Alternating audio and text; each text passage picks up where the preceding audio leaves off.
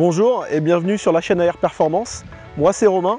Aujourd'hui on va vous parler d'une marque un peu plus méconnue par rapport à ses concurrentes qui sont Ferrari et Lamborghini.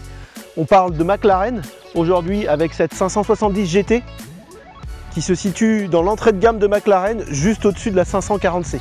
Alors chez McLaren c'est simple, quand on a le chiffre ça représente la puissance de la voiture. Donc ici bien évidemment elle fait 570 chevaux. Cette voiture, elle est déclinée en version S, en version GT et en version Spider. On a donc la version GT ici. Les différences que l'on va avoir avec la version S, c'est cette baie arrière qui s'ouvre pour pouvoir y mettre plus de bagages. Donc de manière générale, la GT a un look un peu moins sportif que la S.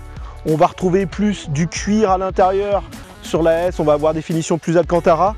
On va avoir la caméra de recul, les radars avant-arrière, le système son Bauer et Wilkins et ce magnifique toit panoramique.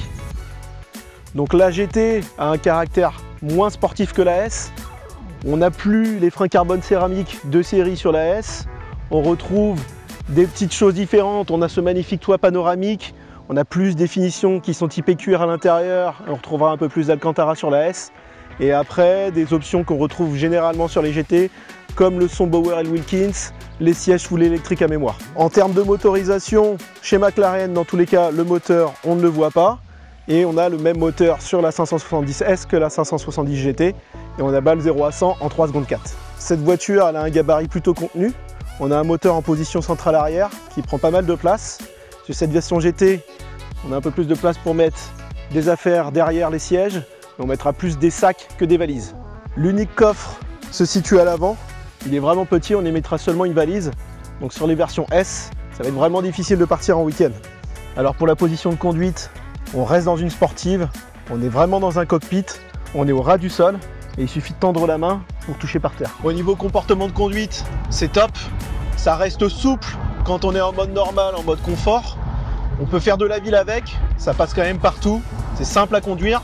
Il faudra bien évidemment utiliser le mode lift dès qu'on a un obstacle à passer de plus de 10 cm.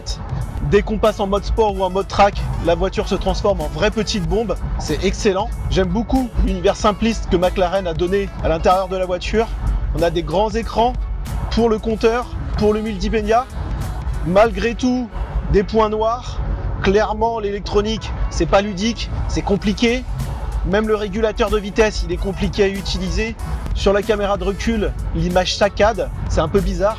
On n'est pas du tout au niveau de ce qu'on espère chez un constructeur comme McLaren. Autre point noir sur le véhicule, je trouve sur la qualité de finition intérieure, ça laisse un petit peu à désirer pour un véhicule de ce standing. Au niveau des coutures, du cuir, des ajustements, je pense qu'ils auraient pu faire beaucoup mieux. Alors pour conclure sur cette 570 GT, clairement McLaren nous a sorti une petite bombe. Le design, que ça soit la face avant, le côté, l'arrière, peu importe d'où on la regarde, c'est réussi, c'est magnifique. Pareil sur l'intérieur, ils ont vraiment super bien taffé. Quelques points noirs malgré tout sur l'électronique de la voiture, pas assez ludique à mon goût, un peu compliqué. On est un petit peu à la ramasse par rapport au standard, vraiment sur une voiture comme celle-ci.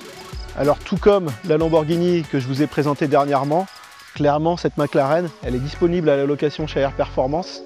Venez nous voir, vous n'allez surtout pas regretter, ça va être un vrai plaisir, vous allez passer un super moment.